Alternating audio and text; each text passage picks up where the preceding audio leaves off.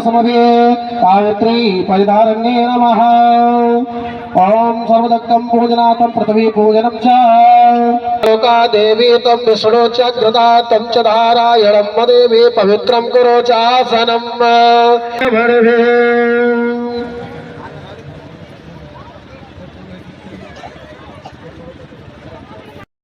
मंगलाय तनोहरे। ओम तदेव लगनं सुदिनं तदेव ताराबलं चंद्रबलं तदेव विद्याबलं देवबलं। बोले श्याम रामचंद्र की जय। उमापति महादेव की। हाँ भैया बैठ जाइए शांति से सभी लोग।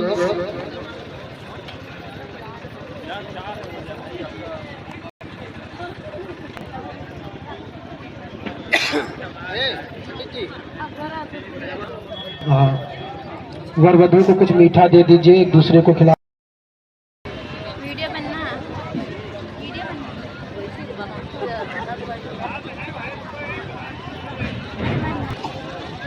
अरे लास्ट में खिला आए का बाहर से ले ले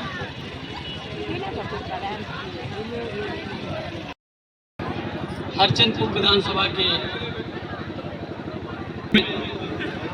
हम लोग सदैव याद करते हैं। हमारे बीच में मुख्य अतिथि के रूप में विद्वान बड़े भाई राकेश सिंह जी और हमारे दोनों मंडल अध्यक्ष भाई संतोष पासी जी खीरों और शिव सागर तिवारी जी सताओ, भान सिंह जी,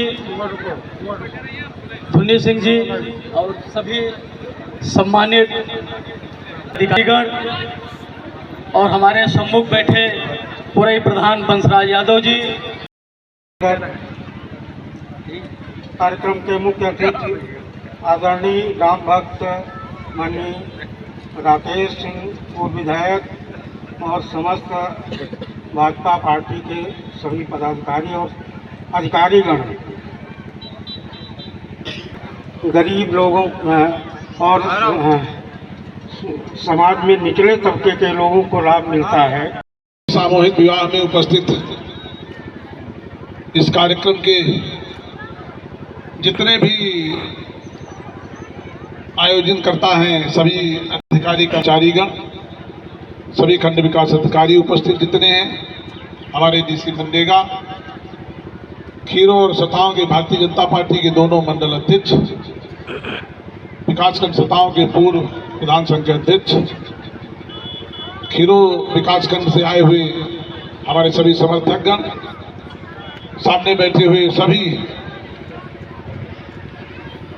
इस आयोजन से संबंधित प्रधान, पूर्व प्रधान, क्षेत्र पंचायत सदस्य, नागरिक और आज अपने दाम्पत्य जीवन की शुरुआत करने वाले उपस्थित सभी वर और वधू, मैं सबको हार्दिक शुभकामनाएं देता हूं।